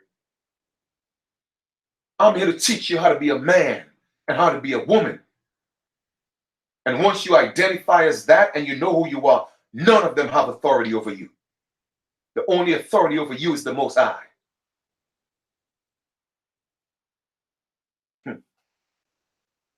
Man. Anyway, I want to give thanks once again, to Fury Ty, Aborigine, for always supporting, what I'm saying, the super chat. It means a lot. I appreciate that. Thank you so much. All right. For real. Yeah, I'm not sure, the boy, I'm not sure why, they're not allowing you to post your, your post, or your comments. I'm not the one controlling it. So I do apologize about that. I'm not sure what's happening. Okay. So anyway, let us continue. Decision pending. Right now, the Trump administration is considering an Obama-era proposal to remove Negro from the standards. You hear that? Obama, yes, y'all president was the one who started it or brought it back into law. The one y'all love so much. Your poster boy. All right. Another proposed change is to remove the term Far East, which currently describes a geographic region of origin for people of Asian descent. Other possible policy revisions could radically change the way the government counts the Latino population and people with roots in the Middle East or North Africa. Okay. Here go the Moors. When OMB will announce its decision on all of these proposed changes, however, is an open question. The agency had previously said December 1st was its self-imposed deadline, and it has not responded to NPR's inquiries about the delay. The term Negro was only added to the federal standards in 1997. That was the last time the policy first released in 1977 underwent major revisions. The Clinton administration approved a recommendation to add Negro to the standards as an optional term as proposed by an advisory committee of experts from federal agencies. There goes your boy Clinton as well. Okay, your first so-called white black president. Y'all love everybody who's in a position to cause you harm. This is sad, man. This is really sad. It's really, really sad. Okay? It's sad because they know our people are very emotional. So they play on your emotions. Okay? They play on your emotions. That's what they do. Once they get to our women, they got everybody else. Our women got to wake up, man. Stop chasing these illusions. Okay? Because once you stop chasing it, the men will stop chasing it. Because you run things, you just don't know. Men don't run nothing. Okay? And they could get mad if they want. I'm just speaking facts. Everything a man do is to please a woman. Okay, well, nowadays they do it to please men. My bad. Using more than one term for the black category on federal surveys and other forms is more inclusive and could achieve more complete coverage of the black population. The committee members wrote in a 1997 report citing research for the mid-1900s that suggested that older blacks favored Negro. The report also notes colored was favored by some blacks in the South. The current proposal to remove Negro has been endorsed by a recently formed advisory group of federal experts. Wow. Advisory group of federal experts. I wonder who these people are because I'm not part of it. So how are you just going to put me in a category? Family, you see, when we don't step up and challenge these things, that means you acquiesce. You know what it means to acquiesce in law? If you don't rebuttal or you don't challenge, it means that you accept it. Okay, it becomes true, it becomes law. Okay, let us click on this advisory group of federal experts. I want to see who they are, or what they're about, rather. Okay, study to show thyself improve. Y'all could click on that link as well. 61 pages. It says what? I'm not going to read the entire thing, but it says what? Interim report to the Office of Management and Budget. Review of standards for maintaining, collecting, and presenting federal data on race and ethnicity. Prepared by the Federal Interagency Working Group for Research on Race Ethnicity. Okay? Now, they have what? Mandate and scope of review. Mandate and scope of, so it's a mandate. All right? Mandate, and like we look at the word mandate, right? Compulsory. They have background summary of initial proposal, reviews, procedures, guidelines, principles. It says areas identified by review, data sources, statutory needs, operational feasibility and public cost, interim finding questions about. So if we just click on mandate here for a second, it says mandate and scope of review. Under the Paperwork Reduction Act, PRA, OMB is required to ensure the efficiency and effectiveness of the federal statistical system, as well as the integrity, objectivity, impartiality, utility, and confidentiality of information collected for statistical purposes. OMB also develops and oversees the implementation of federal-wide principles, policies, standards, and guidelines concerning the development, presentation, and dissemination of statistical information. OMB standard for maintaining, collecting, and presenting federal data on race and ethnicity. They have a website. Were developed to provide consistent and comparable data on race and ethnicity throughout the federal government for the statistical and administrative programs. The standards were developed using OMB's established objective process to produce statistical policy derivatives, which includes federal technical evaluation, public comment, and expert statistical analysis, and were last updated in 1997. Okay, so man, this is critical. All right, this is critical. Let's get back to the excerpt. All right, let us continue the reading. There is a very clear consensus that the absolute term Negro should be eliminated, said Mark Morial, president and CEO of the National Urban League, in a written statement about the White House delayed announcements. We urge the administration to proceed immediately, keeping the fairness and accuracy of the census at forefront of the concern. No reason to continue to use it.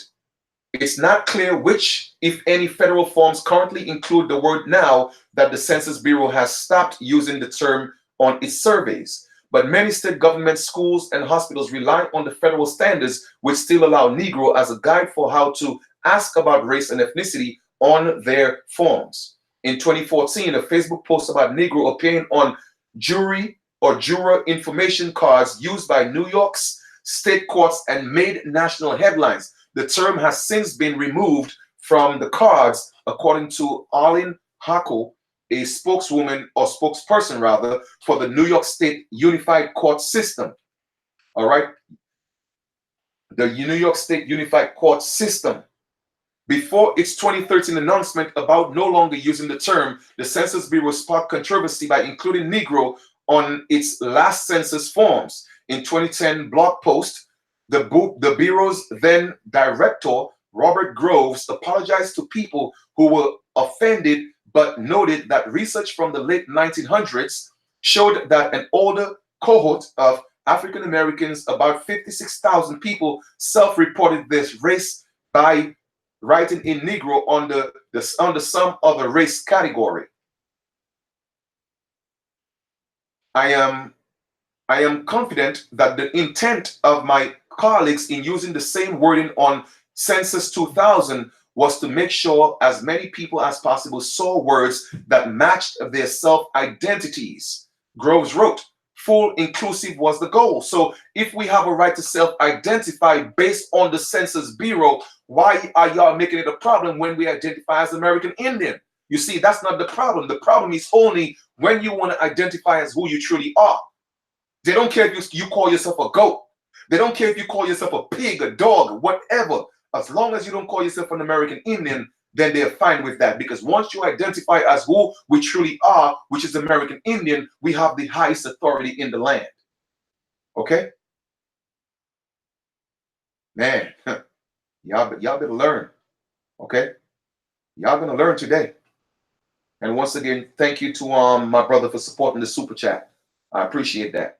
More recent research conducted by the Bureau in 2010, however, suggests that removing Negro from the census questionnaire would not decrease the number of people self-reporting as Black or African American. Keeping it, the Census Bureau researchers wrote in their report, could risk some participants deciding to not answer the census. Due to the tremendous concern over this archaic term remaining on the questionnaire, the researchers concluded there is no reason to continue to use it. If you have seen the word Negro recently on a survey or form, please contact the reporter at blaseblaseblah.org with federal forms in subject line. So I suggest that a lot of you take that email down and write to them and let them know, hey, we ain't Negro, we ain't African American, we're American Indians. We know who we are. Okay? So I'm just providing y'all with the information. At the end of the day, you do as you please. Now let us go look at, before I come back to you guys, let us go look at the etymology of African American. All right? The etymology of African American. What's the etymology of a word? The etymology of a word is the original definition of what it was intended to be. Okay? So here we are. African American, adjective. All right? In other words, an adjective describes a noun. Okay? So my thing is this. If you call yourself an African American and it's an adjective, it describes the noun, then what is the noun? You see, brothers and sisters, when we read, we have to read with understanding. Okay, we have to read beyond just the writing on the surface. Let us look below that and see what they're really saying. Because if African American is an adjective and an adjective describes a noun, then who is the noun? Is the noun black? Black is also an adjective because it's a color. So how can you be two adjectives? The last time I checked, a noun was what? The name of an animal, person, place, or thing. So how can you be African American? It's an adjective. How can you be black? It's an adjective. And once again, the majority of my people are brown, copper toned. Okay? Cinnamon. All right? Now let us continue. There are isolated instances from the late 18th and early 19th centuries, but the modern use is a reinvention first attested in 1969 in reference to the African American what? Teachers Association. Guess who was a member of the American Teachers Association? Jesse Jackson. So if y'all don't really think this was already pre-planned long ago, in the waiting in the trenches for what's happening now in 2020 for the resurgence of slavery, a new contract, y'all got a new thing coming to y'all. Okay? Now it says, which became the preferred term in some circles for U.S. black. U.S. black. Every time I just hear that word, black, it does something to me. It cringes my stomach. It disgusts me. Okay, when my people identify as that. I love black, man. I love the color black. I love my black shirt. I love a black car. I love black jeans. But I love my brown skin. Okay? it says by the late 1880s, see African American.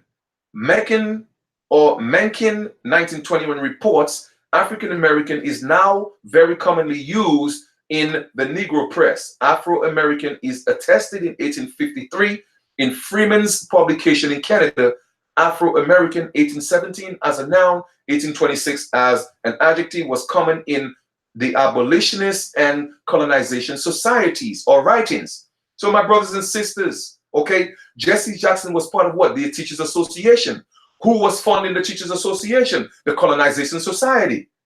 Okay, let us do a little more digging. Okay, let's do a little more digging. The Teachers Association. All right, let us copy that and let us go look that up. Teachers Association.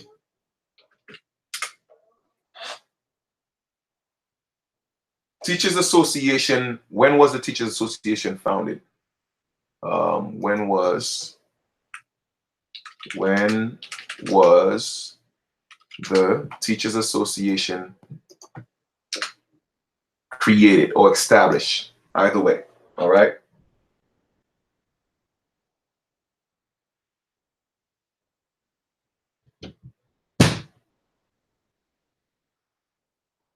All right.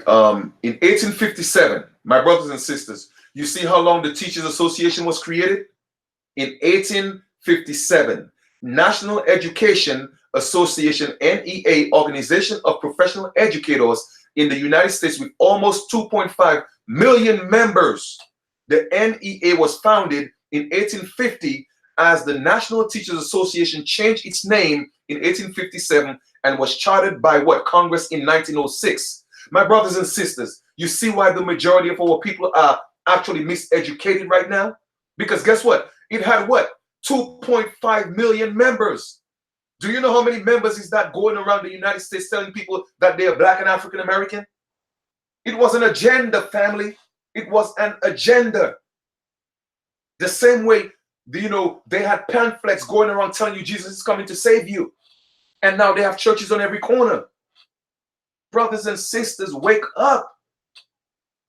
Okay? In 1857, can you imagine that? 2.5 million members. And I guarantee you in 1857, they didn't look like us, the majority of them. So the propaganda was put in place, all right, with street soldiers, 2.5 million, because they didn't have internet at that time. They didn't have Facebook. They didn't have Instagram. They didn't have YouTube. So they had to have what? Street soldiers. That was their Facebook.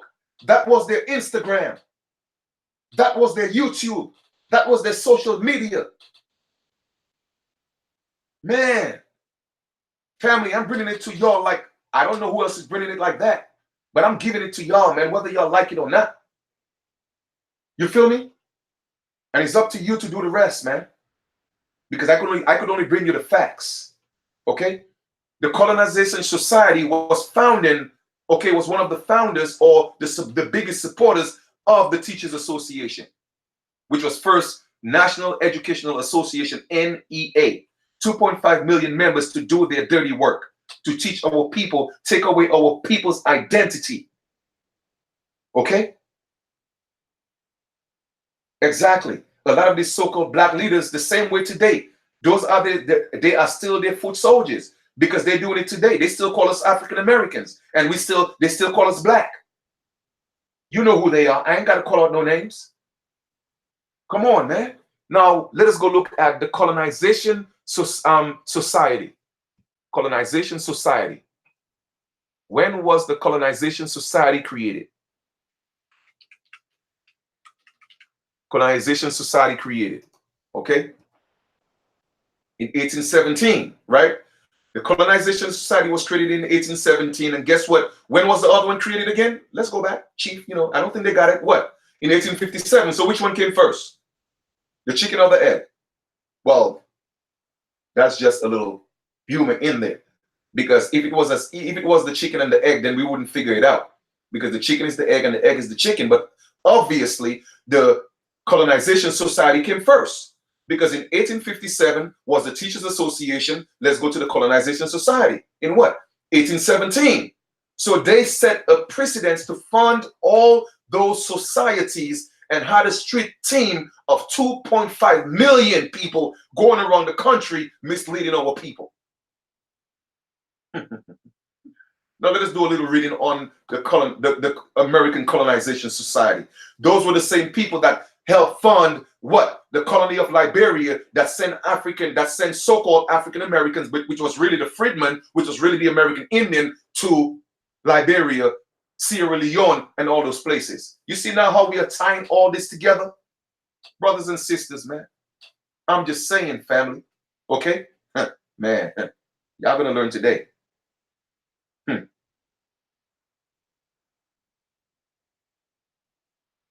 All right. Now let us proceed. We're going to look at the Colonization Society, but look at what they have. It says what? The African American Mosaic. Man, family, I'm telling y'all, I'm gonna drop it on y'all this evening, whether y'all like it or not. I hope y'all appreciate this. And for those of you who do, thank you for supporting the super chat. It means a lot. Thank you. All right. And like I said, that's after a 14-hour travel. Okay. I literally traveled from Indiana back 14 hours, and I'm here doing this bill because that's how important this is to me. That's my passion. Okay. It said, look, the African American Mosaic. Look at this American Aborigines. Come on. Look at this right here. Look. American Aboriginals. But they call them African American Mosaic. Huh? Look at our people. I love our people, man. Look at these little Aborigines right here. Look at them. Come on the land, just chilling. All right, they ain't come here on no damn slave ship. They didn't come here on no slave ship. No, our ancestors became captives in their own land. They became prisoners of war. All right. Now let's read a little bit on the Colonization Society, shall we? The roots of the colonization movement date back to the various plans first proposed in the 18th century. From the start, colonization of the free blacks in Africa was an issue on which both whites and blacks were divided. Some blacks supported immigration because they thought that black Americans would never receive justice in the United States. Others believed African Americans should remain in the United States to fight against slavery and for full legal rights as American citizens. Some whites saw colonization as a way of ridding the nation of blacks, while others believed black Americans would be happier in Africa where they could live free of racial discrimination. Still others believed black American colonists could play a central role in Christianizing and civilizing Africa. Okay, so once again, Africans were not Christians, just the same way that American so-called blacks were not Christians. Okay, but this is very interesting. It says what? Some whites saw colonization as a way of ridding the nation of blacks, while others believed that black Americans would be happier in Africa. Ah, man, this is amazing. Like I said, that's why I love to study, man. I love to research. I love to study. I like to seek, because knowledge is power. And what's even more powerful than the knowledge itself is the application of the knowledge. Okay, the application of the knowledge. Let us proceed. The American Colonization Society, ACS. Doesn't ACS sound like Child Care Services? ACS, right? That's what it's called. Man, I tell y'all, man, this is not a game. Was formed in 1817 to what? To send free African of Africa, a colony that in 1847 became the independent nation of Liberia. By 1867, the society had sent more than 13,000 immigrants. Now, the Colonization Society was specifically created for that, okay? To take American Aboriginals and send them to Africa, okay? Beginning in the 1830s, the society was harshly attacked by abolitionists who tried to discredit colonization as a slaveholder scheme. And after the Civil War, when many blacks wanted to go to Liberia, financial support for the colonization had waned. During its later years, the society focused on educational and missionary efforts in Liberia rather than immigration. In 1913, and at the dissolution in 1964, the society donated its records to the Library of Congress.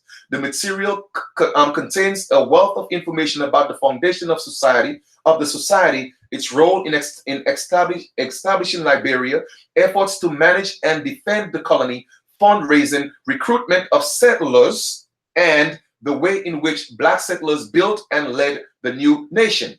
Okay, recruitment of settlers.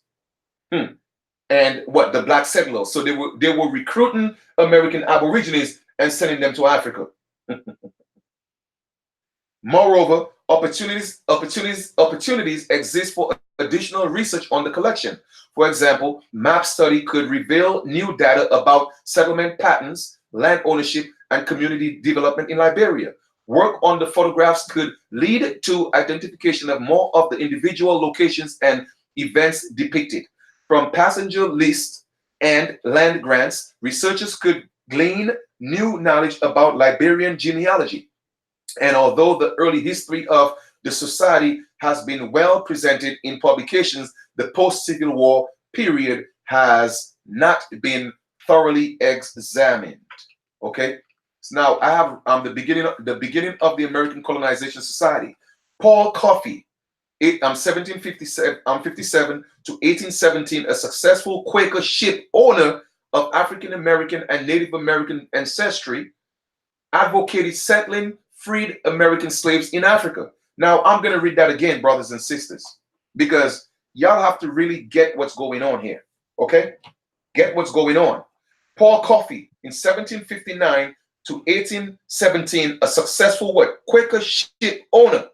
So when people speak of the Quakers, don't think the Quakers were all Caucasians. Now, look who this man is. An African American and a Native American ancestry. In other words, he had American Indian in him, and he was part African.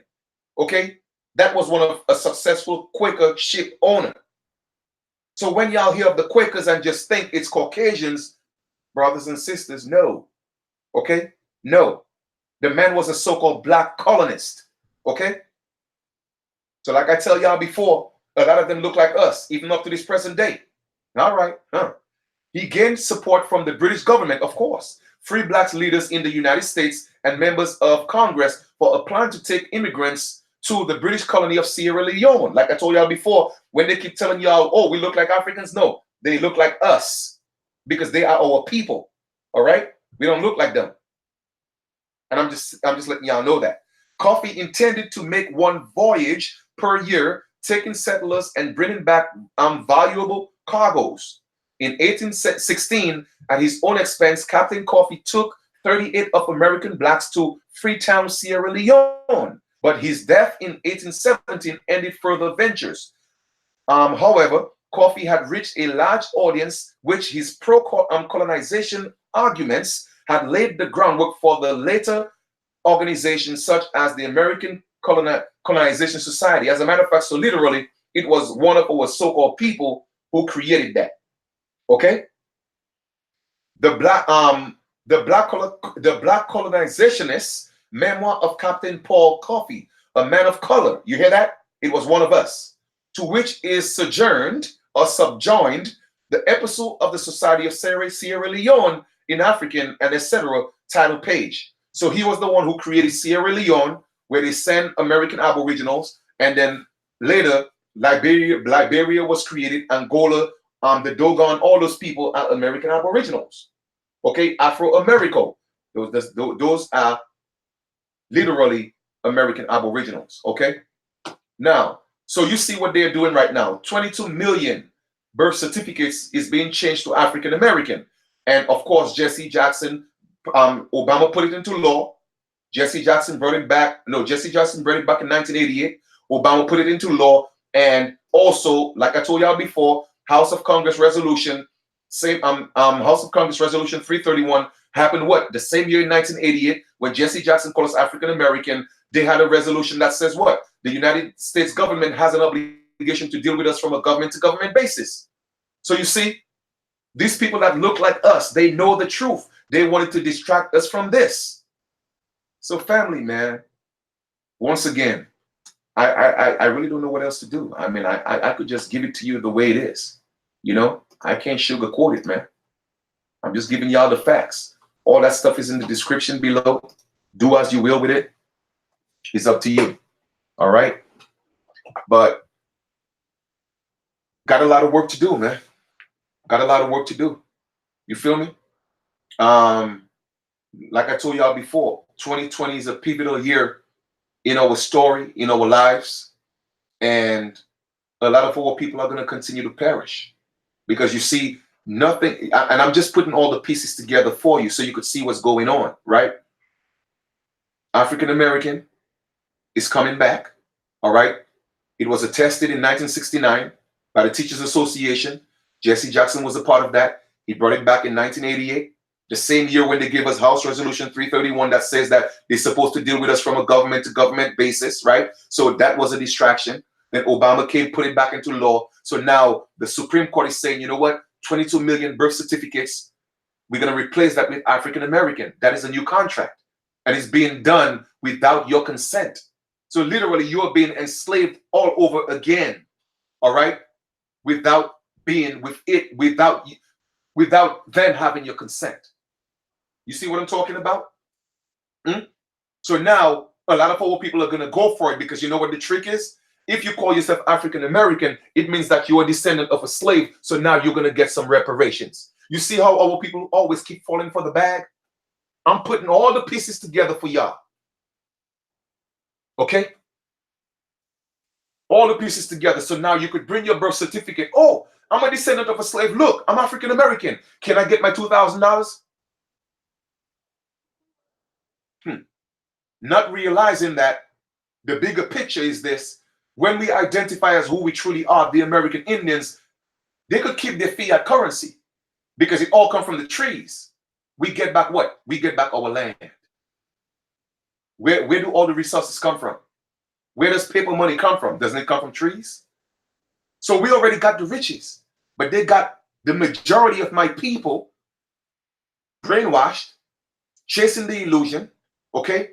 They hear reparations and they got all those people in place that's already selling you out, making you think that you're going to be rich off of reparations. Now, you're causing damage to your lineage. You're causing damage to your legacy. You are killing your legacy. That's what you are doing. And furthermore, now you have a birth certificate, which is a contract to prove that you're a descendant of a slave, right? Guess what's going to happen to you? They will give you a free ticket to Africa. You want reparations? Okay, here's $10,000, but here's a passport. Your people in Africa are waiting for you. So if that's the game that y'all want to play, man, do you. Okay? Do you. And that's all I'm going to say. But I have given you the information.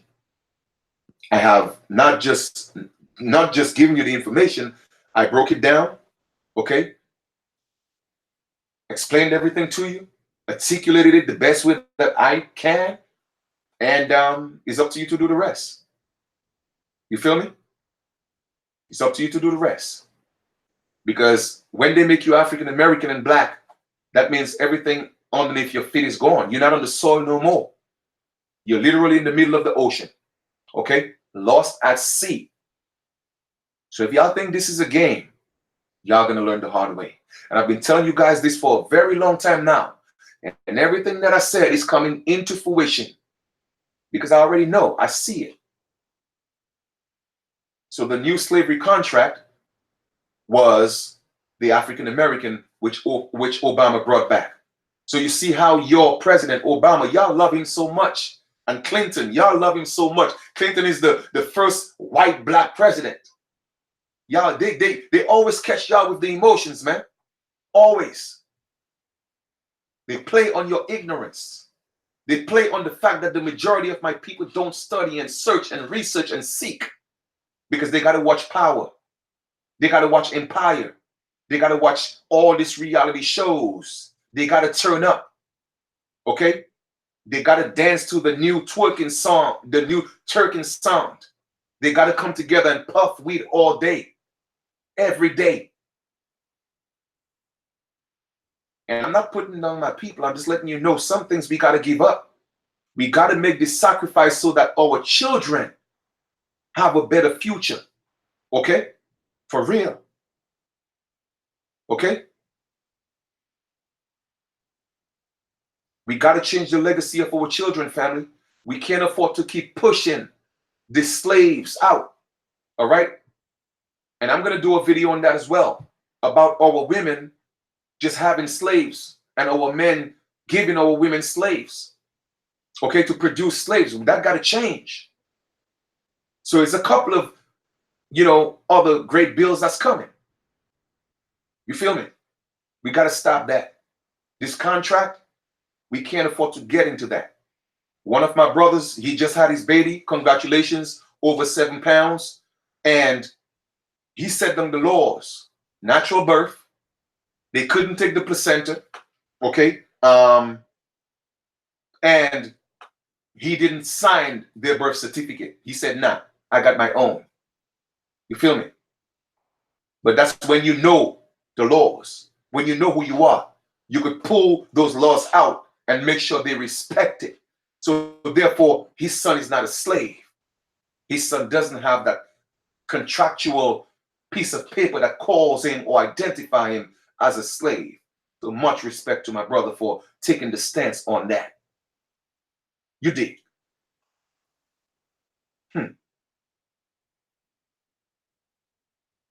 So at the end of the day, there you go. You didn't sign that birth certificate. Beautiful. But he said, I don't agree with the terms of the deal. Absolutely. But that's what they're going to tell you. If people think it's mandatory, no. They just tell you, well, hey, if you don't do it, well, you can't get our privileges. Nah, keep your privileges. Give me back my land. I'll grow my own food. Okay? I will grow my own food. I will create my own resources. We did it before you came here. And we were striving before you came here. What makes you think we can't do it while you're here? The honest truth is you're not giving us the opportunity. You're preventing us from being who we are. You feel me? And a lot of our women, no disrespect, I'm just going to keep the facts. A lot of our women take the bag because they want those privileges. You feel me? Because I know a lot of brothers that tell a lot of our women, yo, don't sign these birth certificates. But then those people come in their ear, well, if you don't do this, you're not gonna get this. And what happened if he stopped taking care of the child? Then guess what? You cannot get food stamps, or you cannot take him to child support. So they go for the bag. And I'm not just gonna put it on the women only. A lot of our men need to step up as well. Stop going around getting these women pregnant and walking away. You feel me? Stop that. So everybody got to take responsibility. Big up to Zazie. You feel me? Everybody got to take up responsibility in what's happening to us. We all got to take up. We have to hold ourselves responsible. You feel me? I mean, I have one son, and I want some more children. As a matter of fact, I already put it out there in the universe. Next year, I'm gonna start having some more. But I guarantee you, it ain't gonna be with no black woman. It ain't gonna be with no African American woman. Nope. It has to be an Aboriginal. She know who she is, or they know who they are. Period. All right. And my children are not gonna be born slaves. Not them contracts. Nope. No sirree. Nah. They're gonna be born free baby boys and baby girls. All right. I'm changing that dynamics. Period. Period. Okay? And they're going to be on the land. They're going to learn how to grow food. And they're going to be natural children. Period. Okay? Children of the land. And they're going to know who they are. All right? I'm going to change that legacy, starting with me. All right? Starting with me. So definitely the woman or the women that I'm going to have children with, they have to be on the same page. You feel me? They got to be on the same page. We got to be equally yoked. Because I'm not going to be in a situation where I'm telling you, giving you the knowledge, well, that's going to happen to our children, and you want to, go against it because you might want some benefits. Nah, then I can't rock with you. You feel me? So I already put that out there in the universe, and I'm starting next year. All right? Hint, hint. You feel me? All right? But once again, brothers and sisters, you know, I just wanted to come drop that information to y'all. Either way, I'm not here to judge my people. No. Okay. A lot of damage has been done to us. As a matter of fact, I sympathize. You know what I'm saying? When it comes to my people. Because, like I said, ignorance is one thing. What I don't have tolerance for is stupidity. Now, if you don't know, you don't know. But when you know and you choose to remain ignorant, then it transfers into a realm of stupidity. And that I have no tolerance for. Okay? If you don't know, you don't know. I'm willing to teach. I'm willing to share. Okay? I'm willing to build. That's what I do. And that's why I could pick up, get into a car and go anywhere across the country and build with a brother or sister. You feel me?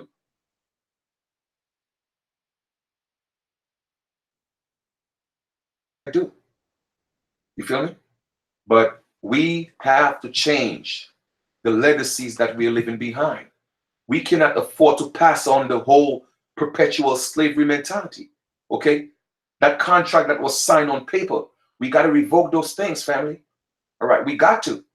Those contracts. Don't go into 2020 getting into those contracts, fam. Don't do it. Don't do it. Talk to these young brothers out there in the streets, man. All right? Talk to these young sisters out there in the streets. Let them know who they are. A lot of them may resist it a little bit, but it's okay. Plant that seed. Don't force it on them. Just plant the seed. Okay? Just plant the seed. So I thank you guys for tuning in.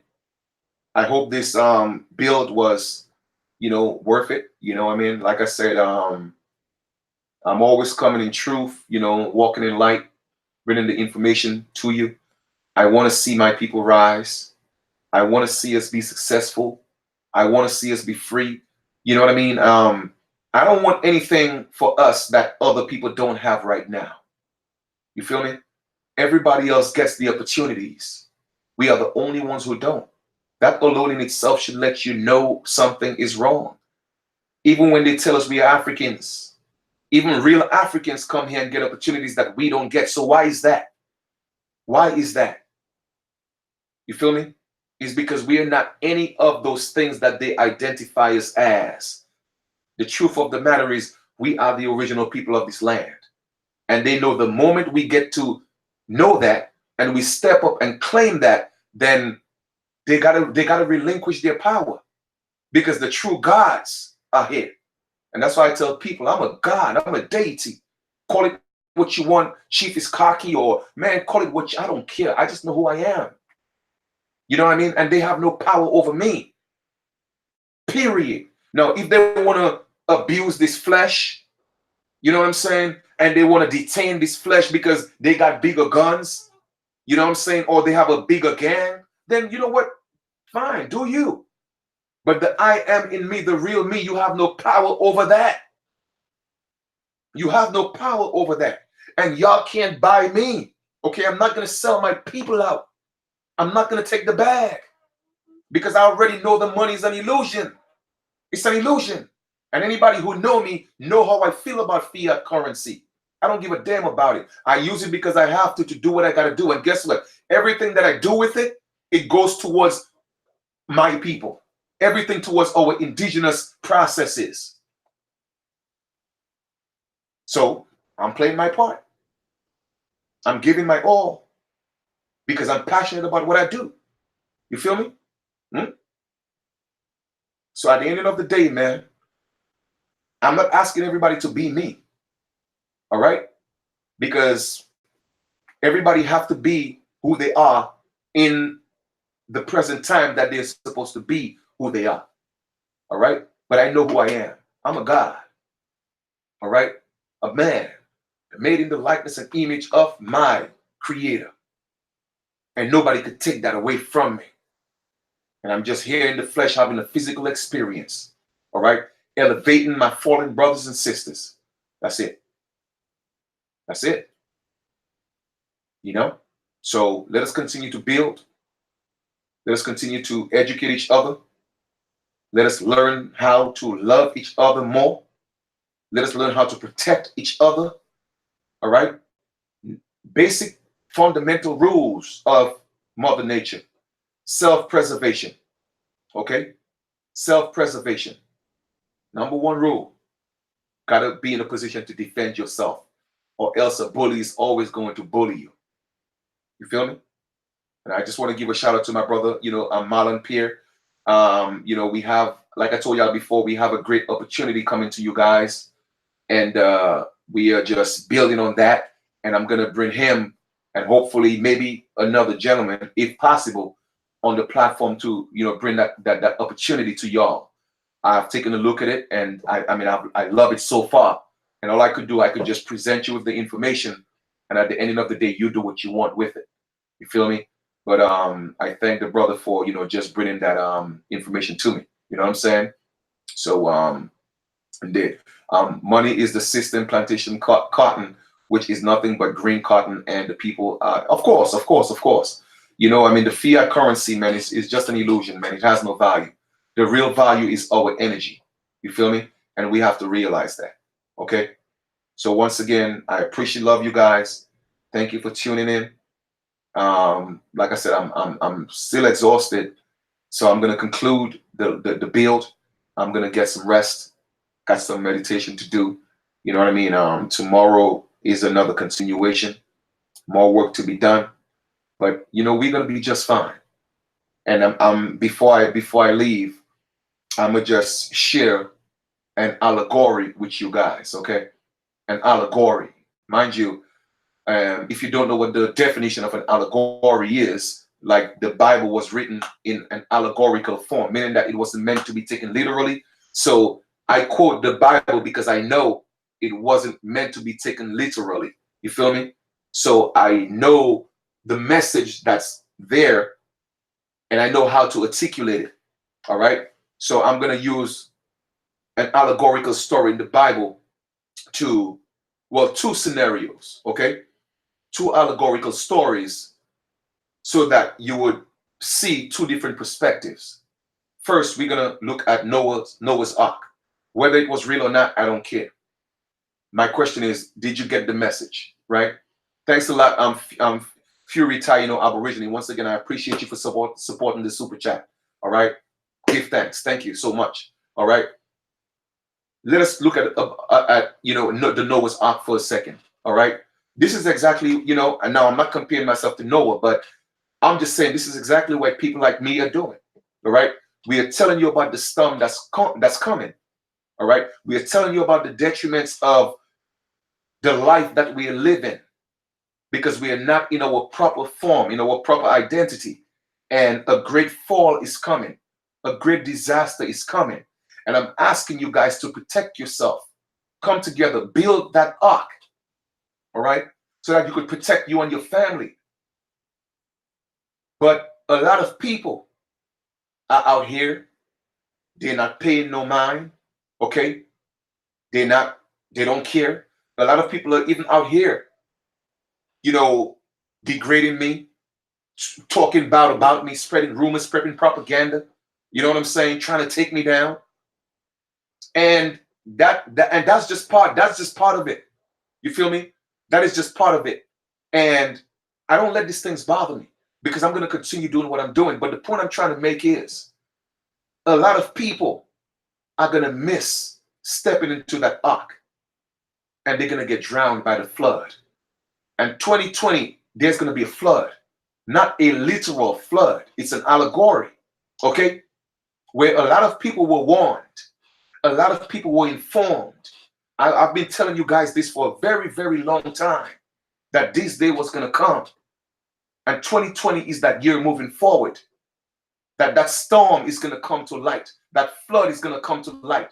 And for those of you who haven't prepared your ark, you're going to drown. And that is just facts. You feel me? And I'm going to tell y'all something. And I'm glad, Sister Aisha, you said that your husband will not listen. Here's the other side of the story, okay? Because the question is not whether the Bible is real or not. I don't care about that. My question is, did you get that message? and I got the message. So we talked about Noah's Ark, about some people that's gonna be